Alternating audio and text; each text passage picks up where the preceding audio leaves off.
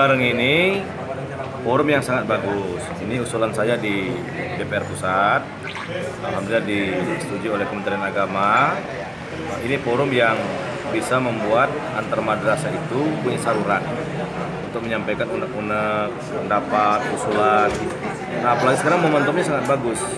Sedang dibahas Undang-Undang Sistem Pendidikan Nasional yang untuk sementara kita hentikan karena kita melihat di draft itu belum terlalu berpihak kepada madrasah, termasuk pondok pesantren. Maka perlu ada penyempurnaan isi draft RUU Sisdiknas. Oleh karena itu kita minta melalui forum ngopi ini lahir sebuah rekomendasi, gagasan, ide yang bisa dijadikan muatan untuk memperkaya isi dari Sisdiknas itu. Jadi ini saya kira yang harus menjadi output dari ngopi ngobrol pendidikan Islam.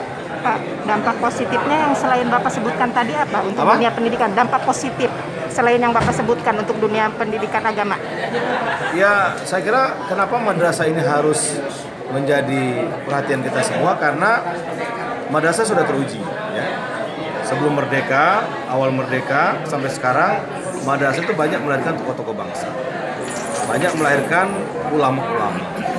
Itu sebagai penopang NKRI. Nah, kalau sampai madrasah ini semakin lama semakin tergerus, bahkan bubar, terutama madrasah swasta, itu cukup mengkhawatirkan kita.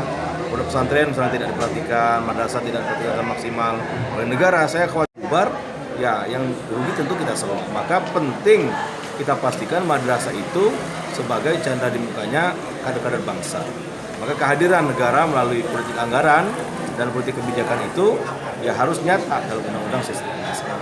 Pak, apakah Bapak melihat sejauh ini madrasah dianggap tidak penting oleh pemerintah? Apa?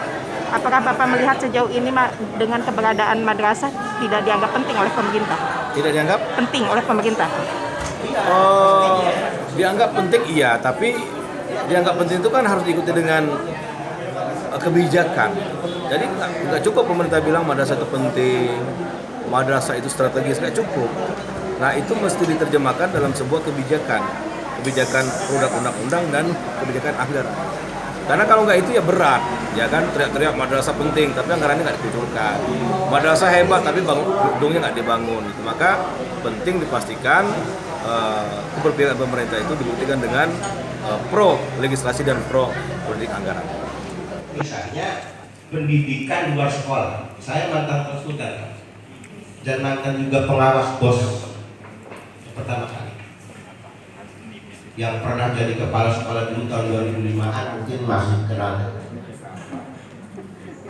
Itu saya melihat banget juga dari masukan. Pas sekali orang kan juga begitu, Pak. Makanya ketika saya mengusulkan ke DPRD provinsi itu tidak diterima karena dianggap kita mengada-ada. Saya mengusulkan kearifan lokal. Di Banten ini ada nuansa dan asal, ada nuansa pendidikan sebagai sebuah budaya, bukan hanya sekedar pendidikan, yaitu pesantren salafi, balai rombeng, SMK ada berapa macam? Ada bidang tapi namanya sama pesantren juga namanya lembaga pendidikan. Hanya bidangnya adalah agama, itu saja kok. Tapi pendidikannya lembaga pendidikan ini yang harus di cover oleh diakomodir oleh Sisdiknas. Kalau masih ada dikotomi berarti negara yang memang mendiskriminasi soal pendidikan Islam. Bukan negara, Pak. Kita berjuang jangan ada takut ya gitu. Gimana ya? Lah iya. Negara harus kita rawat, Pak. Jangan dirongrong.